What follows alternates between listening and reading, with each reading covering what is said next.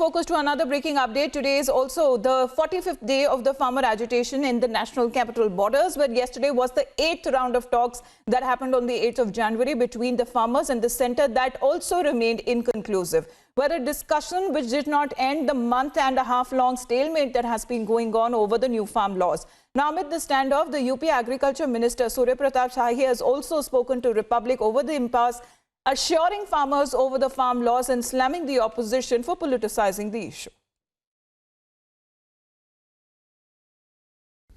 देखिए, उत्तर प्रदेश के किसानों को किसी प्रकार की कोई शंका नहीं है और उत्तर प्रदेश का किसान अपने खेती के कार्यों में उस खेती को अंजाम दे रहा है और अपनी आमदनी को बढ़ाए जाने की दृष्टि से प्रयास कर रहा है। उसने धान की कटाई भी किया, इस बिल आने के बाद उसको बाज़ार में ले जाकर के बेचा भी। हमारी जो मंडियां हैं उन मंडियों के भीतर भी बेचा, जो हमारे क्रय केंद्र हैं सरकारी MSP के, वहाँ पर भी ले जाकर के बेचा है। और लगभग 54 लाख मीट्रिक टन से ज़्यादा MSP पर उत्तर प्रदेश के भीतर खरीदारी हुई है और लगभग 11 लाख किसानों का धान की खरीदारी अब तक की जा चुकी है। तो उत्तर प्रदेश का किसान तो किसी प्रकार की शंका के भीतर नहीं है।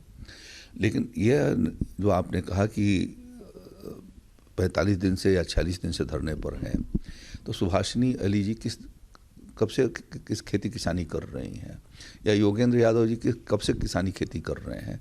तो इसमें जो वामपंथी लोग, खासतौर पर कम्युनिस्ट पार्टियों के लोग या कुछ राजनीतिक दलों के लोग, जिन्हें जो जनता के अदालत में हार चुके हैं, पराजित हो चुके हैं, निराश और हताशा में आने के बाद वह कुछ किसानों को गलत तथ्यों के आधार पर उन्हें गुमराह करने का जो प्रयास कर रहे हैं, वो सफल नहीं हो पाएगा। और भारत सरकार, आदरणीय प्रधानमंत्री मोदी जी ने बार बार इस बात को कहा है कि MSP पर जो खरीदारी होती थी वो होती रहेगी, और उनके द्वारा बार बार कहे जाने के बाद भी उस पर शंका करना कोई ये बात उपयुक्त नहीं है। पहले भी किसी कानून के भीतर जो है MSP के लिए कोई अधिनियम नहीं था और आज की भी तारीख में नहीं है। बावजूद उसके प्रधानमंत्री जी ने कहा है कि यह व्यवस्था ज्यों की त्यों चलती रहेगी और पहले से अधिक मात्रा में हम खरीदारी कर रहे हैं। प्रधानमंत्री मोदी जी ने फसलों के लागत के 1.5 गुना कीमतें निर्धारित कराई हैं।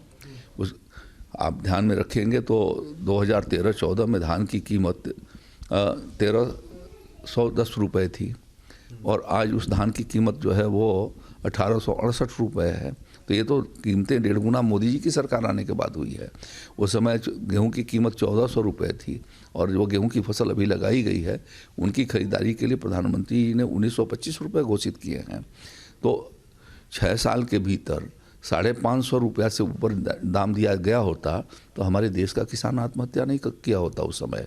उन्होंने नहीं किया, इसकी वजह से जनता ने उनको सबक सिखाई।